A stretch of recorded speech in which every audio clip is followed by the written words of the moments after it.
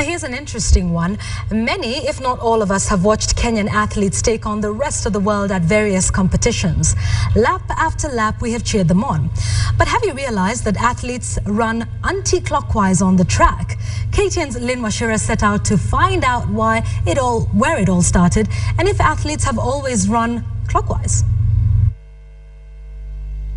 The fact that athletes run anti-clockwise is definitely not one of the easiest things to spot in relation to athletics, probably because all the running tracks in the world are designed that way. History, however, has it that athletes have not always run from left to right. In the 19th century, when athletics tracks were laid down, the direction run was frequently clockwise, and the first modern Olympics held in Athens in 1896 and Paris 4 years later were certainly run so. But after 1906, there were objections, as most competing countries had by then settled for anti-clockwise running. The fact that the first athletics events were run on horse tracks could also be a factor, as all the tracks were counter-clockwise. Other suggestions are that because of the effect of the Earth's rotation, an athlete running anti-clockwise will have a slight advantage, resulting in a faster time.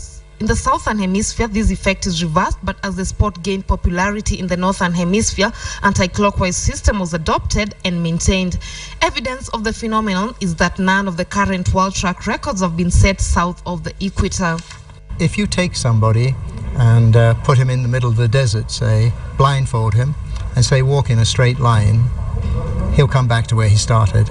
So there is a natural tendency for us to want to go to the left all the time. There's also a theory that suggests that the anti-clockwise running is due to the fact that the right leg is naturally stronger, as explained by Peter Nduhio, who has worked with top athletes as a physiotherapist. The heart is placed on the left, but you find the majority of the people are right-handed, and that makes it the dominant side of it. Again, now there is a contradiction a little bit, because you'll find your brain, if you are right-handed, the dominant side of your brain is left.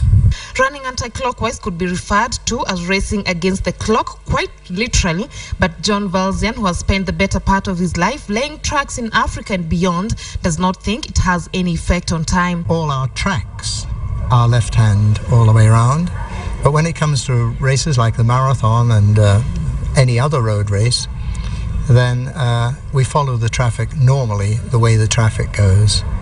Athletes have with time been programmed to run anti-clockwise, but they are seen running clockwise during their warm-down after a race. It is the right leg that actually complains in a majority of the athletes, because it is struggling to put your body down, you see, as you're taking your corners. So it's always struggling to pull you back, Whichever the origin, athletes will for now continue the race against the clock, as stated by the IAAF rule number 163 cap 1, that the direction of running shall be left hand from the inside. Interesting piece there. If you didn't know that, you're welcome.